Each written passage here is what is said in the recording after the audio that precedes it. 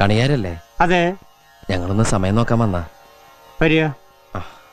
ദാ നോക്കിക്കോളൂ. 2:30 മണിയായി. പോയിക്കോളൂ. ഓ സന്തോഷമായി. അതല്ല, ഒരു കല്യാണത്തിന് കുരുത്തം നോക്കി മുഹൂർത്തം മുറിക്കാൻ വന്ന. അല്ല, പൊരുത്തം നോക്കി മുഹൂർത്തം കുറിക്കാൻ വന്ന. ഇതിനൊക്കെ പകല് വന്നുകൂടെ?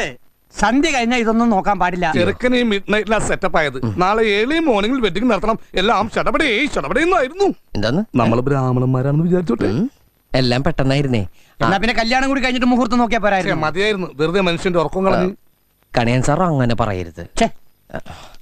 വിവരങ്ങളൊക്കെ ദേ ഇത് പറയും. മഹാലക്ഷ്മി പാതിരാക്ക് വന്നാലും മടക്കി വിടാൻ പാടില്ലെന്നാ. മഹാലക്ഷ്മി ആരാ? മോള ഭാര്യ ആയിരിക്കും അല്ലേ?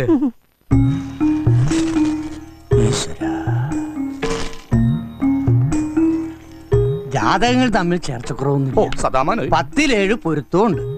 പക്ഷേ ഒരു കുഴപ്പം കാണുന്നുണ്ടല്ലോ.